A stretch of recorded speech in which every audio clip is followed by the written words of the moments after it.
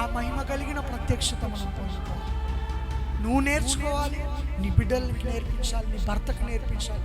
ఎప్పుడైతే నువ్వు ఈ పనిని నువ్వు పూనుకుంటావో నీ కుటుంబం ఆశీర్వాదకరంగా ఉంటుంది, నీ కుటుంబం శాపంలోకి వెళ్ళదు. అందుకని అంటాడు, మీరు శోధనలో ప్రవేశించకుండా మెలకువగలిగి ప్రార్థన చేయమని శిష్యులతో అంటాడు. ముందు శోధన రాకుండా ఉండాలంటే నీ కుటుంబంలో ప్రార్థన ఉండాలి. ముందు అపవాది చేతులు నువ్వు పడకుండా ఉండాలంటే నీ కుటుంబంలో ప్రార్థన ఉండాలి. ముందు అపవాది ఆ కబంధ హస్తాల్లోకి నువ్వు వెళ్లకుండా ఉండాలంటే నీకు నీ కుటుంబానికి కావలసిన అవసరత ప్రార్థన నేర్పించాలి.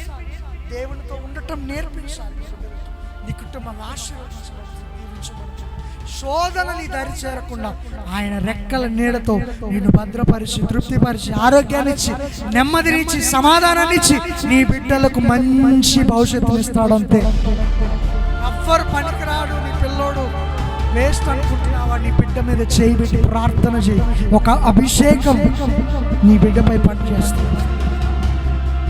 ఎవ్వరు నీ బిడ్డ పనికిరానోడు వేస్తేగా, ఎందుకు వీడు బ్రతుకుతుండో, రౌడీలాగా తయారవుతుంది, వీడు ఇష్టం వచ్చినట్లు మా పరువు మరుస్తున్నాడు అని అందరూ అంటున్నారు. భయపడు. తల్లిగా తండ్రిగా నువ్వు అదే చెప్పకాని నీ బిడ్డ మీద చేయి పెట్టి ప్రార్థన చేయి.